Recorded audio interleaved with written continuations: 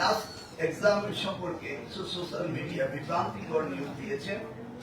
এবার সেই ব্যাপারে সাইবার আইন হয়েছে। এই ধরনের বিভ্রান্তিকর নিউজ যদি কেউ ছড়ায়, সাথে সাথে তাদেরকে আইনের কাছে সোপর্দ করতে হবে। বেশ 4 মাস অতিক্রান্ত হলো। এর মাঝে আমরা চেষ্টা করছি শিক্ষা মন্ত্রণালয়ের এই বিশালতার মধ্যে যে সমস্ত বিষয়গুলো রয়েছে আমাদের অ্যাড্রেস করা, সেগুলি আমরা ক্রমান্বয়ে করছি এবং আপনারা সেই বিষয়ে অবগত রয়েছে। ইতিমধ্যেই সকলের সাহায্য সহযোগিতা নিয়ে আমরা আমাদের এসএসসি পরীক্ষা শেষ করেছি। আল্লাহর রহমতে কোন রকম দুর্ঘটনা ঘটেনি, সকলের সহযোগিতা ছিল। আমরা জুলাই 20 তারিখে সেই রেজাল্ট দিতে যাচ্ছি। আসছে কাল 2রা জুলাই আমাদের এসএসসি পরীক্ষা শুরু হতে যাচ্ছে। সমমান অর্থাৎ আলেম এবং টেকনিক্যাল এডুকেশনের সমমানের পরীক্ষা হতে যাচ্ছে। সেখানে 12,70,583 জন শিক্ষার্থী অংশগ্রহণ করবে। এবার আমাদের পরীক্ষায় যে নতুনত্ব এসছে সেটি হলো 9টি বোর্ডের একক প্রশ্ন, যেটা অতীতে ছিল না। বাকি 2টি বোর্ড রয়েছে, মাদ্রাসা এবং টেকনিক্যাল বোর্ড। আমরা নেক্সট পরীক্ষা থেকে কমন সাবজেক্টগুলো সব একক প্রশ্ন হবে, সেটা নেক্সট ডে। তারা যে নিরাপত্তার জন্য যারা থাকছেন তাদের কাছে বডি ক্যামেরা থাকবেন এবং আইন শৃঙ্খলা পরিস্থিতির নিয়ন্ত্রণ থাকে, সেই জন্য আমরা এটা নতুন আমরা ইনক্লুড করেছি।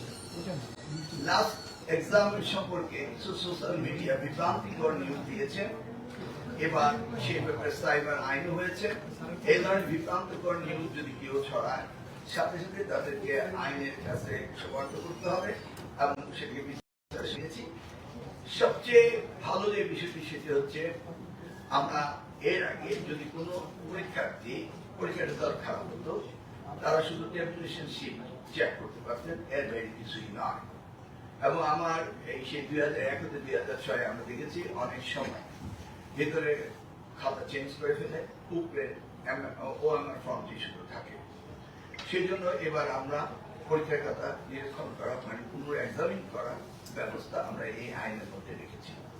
এমনকি এক্সামিনাররা সঠিকভাবে খাতা দেখছেন কিনা সেটাও আমরা এবার স্যাম্পলিং করে বোর্ডগুলোতে খাতা নিয়ে আমরা দেখবো এক্সামিনাররা কি ওভার মার্কিং করছে না আন্ডার মার্কিং করছে, সেটাও আমরা পরীক্ষা নিরীক্ষা করবো। একই সাথে এক্সামিনার আমরা বাড়িয়ে দিচ্ছি যেন খাতা দেখার মধ্যে সুন্দর হয়। এই বিষয়গুলো আমরা অতীতের এক্সপেরিয়েন্স থেকে এবার নতুন করছি। আমরা আশা করব যে এবার পরীক্ষা আমরা সুন্দরভাবে নেব এবং আমরা আশা করব সকলের সহযোগিতা আমরা পাবো ইনশাআল্লাহ। যে এই যে এসএসসি তাদের জীবনে এই পরীক্ষার পরেই তারা সিলেক্টিভ ওয়েতে চলে যাবে জীবন এবং তাদের ভবিষ্যৎ নির্ধারণ করার জন্য এটি সবচেয়ে গুরুত্বপূর্ণ পরীক্ষা। বিদেশে এটাকে বলা হাই স্কুল গ্রাজুয়েশন, আমরা এখানে ইন্টারমিডিয়েট করি, এসএসসি হয় আমাদের, কিন্তু এই হাই স্কুল গ্রাজুয়েশন 12 ইয়ার্স, এরপরে তারা নিজের কর্মজীবনে কি কোথায় যাবে সেই জন্য সেই বিষয়ে তারা লেখাপড়া করবে, এটি গুরুত্বপূর্ণ বিষয়। ইনশাআল্লাহ আপনারা সকলে সহযোগিতা করবেন এবং পরীক্ষা ভালো হবে এই আশা করছি। হঠাৎ করে শিক্ষার্থীরা ড্রপ করে কেন, এর উত্তর কে দেবে? নিশ্চয়ই আমাদের আপনি আমাদের সময়টা 12 দিন, তারপরে দেখবেন আমরা কারেক্টলি অ্যানালাইসিস করছি, এই দুর্বলতাগুলো আমরা ফাইনালাইজ করছি এবং সেই ফাইন্ডিংস থেকে আমরা আগামী দিনে অ্যাড্রেস করব। সঠিকভাবে না হয় দেখা গেল 60 চলে আসছে। এই যে অসমভাবে শিক্ষা ব্যবস্থা ছিল সেগুলিকে আমরা সমতা আনার জন্য কাজ করছি। এটি হচ্ছে আমাদের কাজ, যেন ড্রপ আউট না হয়। তারা তাৎক্ষণিকভাবে সেখানে সিদ্ধান্ত নেবে যেন পরীক্ষা সুন্দর হয়, সেই ব্যবস্থাটি লোকাল প্রশাসন করবে, ইনস্ট্রাকশন হয়েছে। সেটা লোকাল প্রশাসন সিদ্ধান্ত নেবে যে কি করা যায়। তবে স্থগিতের ব্যাপারে আমরা উৎসাহিত করছি না। আমাদের এই ধরনের পরিস্থিতি গত এসএসসি পরীক্ষা হয়েছিল এবং সেটাকে মোকাবেলা করেছিল লোকাল প্রশাসন। একটি স্কুল হঠাৎ করে পানি বেশি গেল, তারা অন্য জায়গায় স্থানান্তর করেছে, সেগুলি করেছে তারা। এবং এবার ইনশাআল্লাহ স্থানীয়ভাবে এগুলি করা হবে। আশা করি আল্লাহর রহমত থাকবে, পরীক্ষা সুন্দর হবে। দেখুন, আমি যখন 80 দশকে কম্পিউটারের বিষয়ে লেখাপড়া করতাম যুক্তরাষ্ট্রে, তখন শুনেছিলাম যে কম্পিউটার ইনোভেশন আসলে পরে চাকরিচ্যুত হবে অনেকে। এআই আসলে 40% চাকরি কমে যাবে, এই বিষয়টি কতটা সঠিক এটা আলোচনার দাবি রাখে। আমি আশা করছি এটা হবে না, পৃথিবী এগিয়ে যাবে। আপনি কারিকুলাম সম্বন্ধে যে প্রশ্ন করেছেন, আমরা কারিকুলাম গুলো এই 2027 আমাদের স্বল্প সময়ে সম্ভব হয়নি। আমরা 2028 থেকে আমরা নতুন কারিকুলামে যাচ্ছি। আর কি প্রশ্ন? ডিজিটাল প্রশ্ন করা। দেখুন, আমি কিছুদিন আগে ওয়ার্ল্ড ফোরাম এডুকেশনে যোগদান করেছিলাম ব্রিটিশ কাউন্সিলের ইংল্যান্ডে। সেখানে আমরা শুনেছি তাদের প্রশ্নপত্র ডিজিটালি হওয়ার পরে সেটাও হ্যাকিং হয়ে যায়। ব্রিটিশ কাউন্সিল, আমি আবার জিজ্ঞেস করলাম আমাদের দেশকে হ্যাকিং করেছে কিনা, বলে না তোমাদেরটা পরেই করেছে পাকিস্তান। বুঝতে পেরেছেন তো, ওদের ডিজিটাল কোশ্চেনে এত সিকিউরিটি হওয়ার পরও হ্যাক হয়ে যায়। আপনারা জানেন ওয়াশিংটনের পেন্টাগনের হ্যাক হয়ে যায়। এনিওয়ে, আমাদের যে দুর্বলতাগুলো রয়েছে গভর্নমেন্ট সিস্টেমে সেটাকে আমরা ইমপ্রুভ করার খুব চেষ্টা করেছি। আমি ব্যক্তিগতভাবে কয়েকবার বিদেশে গিয়েছি এবং আমি পরীক্ষা নিরীক্ষা করেছি যে এটাকে কতটা কন্ট্রোল করা যায়। আশা করি এটা হবে। ওই যে 1980 যে অ্যাক্ট আমরা পরিবর্তন করেছি, সেখানে প্রশ্নপত্র যেখান থেকে লিখে হোক না কেন তারাই শাস্তিযোগ্য অপরাধের দণ্ডিত হবে। এবার আমরা আইনকে খুব কড়াকড়ি করছি যে যেন এটা না হয়। আর প্রশ্নপত্র যে অনেক সময় পরিবর্তন হয়েছে ট্রাম্প থেকে, সেগুলি এবার হবে না। আমরা বারবার তাদেরকে ইনস্ট্রাকশন দিয়েছি, আশা করছি এগুলি ঠিক থাকবে। অপরদিকে আমরা 3টি সেট প্রশ্ন করেছি এবং উই আর রেডি যে কোনো দুর্যোগ মোকাবেলা করা, অর্থাৎ এই যে প্রশ্নপত্র আউট আশা করছি হবে না, কারণ কঠিন আইন এবার রয়েছে সংসদে এবং আইনগতভাবে আমরা ব্যবস্থা নিতেই হবে। আমাদের শিক্ষা ব্যবস্থাকে এইভাবে ধ্বংস করা আর চলবে না, এই ইচ্ছা নিয়ে আমরা কাজ করছি। মাননীয় প্রধানমন্ত্রী সেই ব্যাপারে ওনার তত্ত্বায় প্রকাশ করেছেন যে এডুকেশনকে কখনো রিলাক্টেন্টলি দেখা যাবে না। আমি এক্সামিনারদেরকে ট্রেনিং এর ব্যবস্থা করা, এক্সামিনার বাড়িয়ে দেওয়া অর্থাৎ খাতা কম দেওয়া, এবং এক্সামিনাররা খাতা দেখার পরে এগুলিকে রি এক্সামিন আমরা যেন স্যাম্পলিং করতে পারি সেই ব্যবস্থা আমরা রেখেছি। আমরা আইনের মধ্যে এটা রেখেছি, আগে ছিল না যে আমরা খাতা রি এক্সামিন করা। আমরা স্যাম্পলিং করবো বোর্ডগুলোতে এবং আমরা ওইভাবে স্ট্যান্ডার্ডাইজ করবো যে আমাদের এক্সামিনাররা কি ধরনের খাতা দেখে, অর্থাৎ খাতা দেখে গেলেন আর কেউ এই খবর রাখলো না, এটা হবে না। আমরা প্রত্যেকটি বোর্ড থেকে স্যাম্পল খাতা নিয়ে এগুলি রি এক্সামিন করবো, দেখবো এক্সামিনারদের ট্রেনিং পারফরমেন্স কিভাবে আরো উন্নীত করা যায়, সেটা আমাদের প্রোগ্রাম রয়েছে। আমরা এর আগেও 2001-2006 আমরা পরীক্ষা নিয়েছিলাম। আমরা অনুরোধ করেছিলাম যে পরীক্ষা হলের জন্য কেউ গিয়ে ডিস্টার্ব না করেন। এটা সভাপতি এমপি সাহেবরা এটা বুঝেন এবং আমি দেখছি না যে কোথাও হয় এরকম যে ইনসিডেন্ট হয়ে যদি ঠিকই থাকে, ইতিমধ্যেই তারা বুঝতে পেরেছেন এটা হওয়া উচিত না এবং আশা করছি এটা হবে না। আমরা এই ভর্তি পরীক্ষা নিয়ে আমরা সচিব মহোদয়ের সাথে কথা বলেছি। এগুলো আমাদের পলিসি ম্যাটার। ভর্তির আগে আপনি দেখতে পাবেন আমরা কি কি চেঞ্জ করছি। আমরা সমন্বয় সাধন করছি। আপনারা দেখেছেন এসএসসি পরীক্ষার ডেট আমরা অনেক আগে ঘোষণা করেছি স্টেক হোল্ডারদের সাথে আলাপ করে, এবং তারপর আমি বলেছিলাম যদি স্টেক হোল্ডারদের ভিতর থেকে এটা নিয়ে আরো আমাদের রিকনসিডারেশন করবো, কিন্তু আমরা দেখেছি সকলে ওই ডেটে স্যাটিসফাইড। 2027 এসএসসি পরীক্ষা আমরা 7 জানুয়ারি থেকে শুরু করছি এবং আমরা এই 2027 এসএসসি পরীক্ষা আমরা রুটিন সহ 1.5 বছর আগেই দিয়ে দিচ্ছি, যেন ছাত্রছাত্রীরা প্রস্তুতি দিতে পারে। আর অ্যাডমিশন টেস্টগুলো আমরা ওইভাবে সিনক্রোনাইজ করছি যেন আমাদের সেশন জট না হয়। বিশ্ববিদ্যালয় বিশ্ববিদ্যালয় ভর্তি পরীক্ষাগুলোকে আমরা সিনক্রোনাইজ করে দেবো। That's our next step. ইনশাআল্লাহ আমরা দেখতে পাবেন রেজাল্ট আউটার পরে আমাদের কর্মসূচি কি হবে সেটা আমরা আপনাদের আবার জানিয়ে দেবো। ধন্যবাদ। ওয়েল, আমরা কারিকুলাম কমিটি করেছি। এই বছর আমরা সুযোগ পাইনি, তবে আমরা কিছু কিছু পরিবর্তন এনেছি।